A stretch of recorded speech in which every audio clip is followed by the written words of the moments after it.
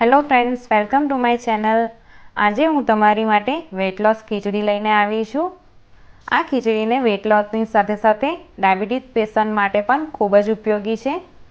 જો તમને ડાયાબિટીસ હોય તો આ રેસીપી તમારા માટે બેસ્ટ ઓપ્શન બની શકે છે, જે ખૂબ જ ટેસ્ટી છે અને સરળતાથી તેને બનાવી શકો છો। તો ફ્રેન્ડ્સ, ચાલો જોઈએ આપણે આ ઇઝી રેસીપી કેવી રીતે બનાવીશું। અહીંયા મેં 2 ટીસ્પૂન જેટલું તેલ લીધું છે। ત્યાર પછી 1 ટીસ્પૂન જેટલી રાઈ અને 1 ટીસ્પૂન જેટલું જીરું એડ કરીને બરાબર શેકી લેવાનું છે।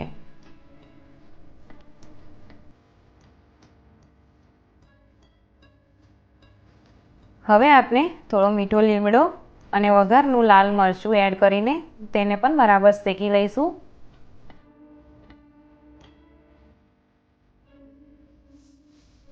કટ કરેલું લીલું લસણ અને ઝીણા કટ કરેલા લીલા મરચાં એડ કરીને બરાબર શેકી લેવાનું છે। આપણા લસણ મરચાં શેકાઈને તૈયાર છે, તો હવે આપણે 1 ટીસ્પૂન જેટલી હળદર એડ કરી લઈશું અને તેને પણ બરાબર હલાવી લેવાની છે। હવે આપણે બધા વેજીટેબલ એડ કરી લઈશું। વેજીટેબલમાં અહીંયા મેં લીલા વટાણા, કટ કરેલું ગાજર, ત્યાર પછી કટ કરેલી ફણસી અને ઝીણું સમારેલું ટામેટું એડ કરી લઈશું। બધા વેજીટેબલ એડ કર્યા બાદ સ્લો ફ્લેમ ઉપર તેને શેકી લેવાનું છે।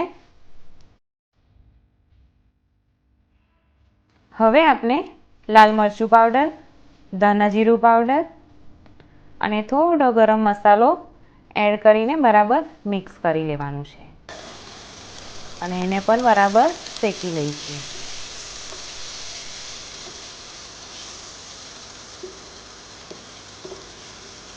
ત્યાર પછી 1 કપ જેટલી અડધો કલાક પલાળેલી મગની દાળ લીધી છે, એ એડ કરી દઈશું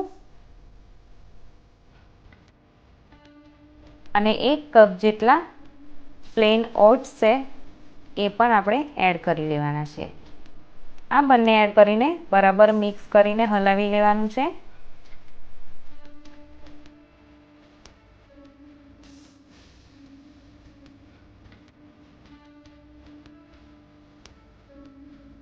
બધું મિક્સ થઈ ગયા બાદ આપણે ઝીણા કટ કરેલા લીલા ધાણા એડ કરી લઈશું।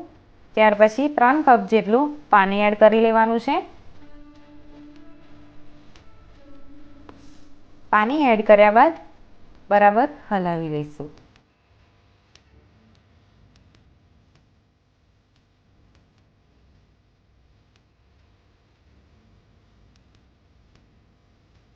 હવે લાસ્ટમાં આપણે ટેસ્ટ પ્રમાણે મીઠું એડ કરી લઈશું અને એને પણ બરાબર હલાવી લેવાનું છે। તમે જોઈ શકો છો ઉકળીને તૈયાર છે। તો હવે આપણે કુકરનું ઢાંકણ ઢાંકીને 2 વિસલ વગાડી લઈશું। તો ફ્રેન્ડ્સ, તમે જોઈ શકો છો આપણી હેલ્ધી વેટ લોસ ખીચડી બનીને તૈયાર છે। તો કટ કરેલા લીલા ધાણા એડ કરીને હલાવીને એક સર્વિંગ બાઉલમાં કાઢી લઈશું। તો આ રેસીપી ઘરે એકવાર જરૂર ટ્રાય કરો અને મને કમેન્ટ કરીને જરૂરથી જણાવો અને આવી જ હેલ્ધી રેસીપી જોવા માટે આ વિડીયોને લાઈક કરો, શેર કરો અને સબસ્ક્રાઈબ કરો। Thank you.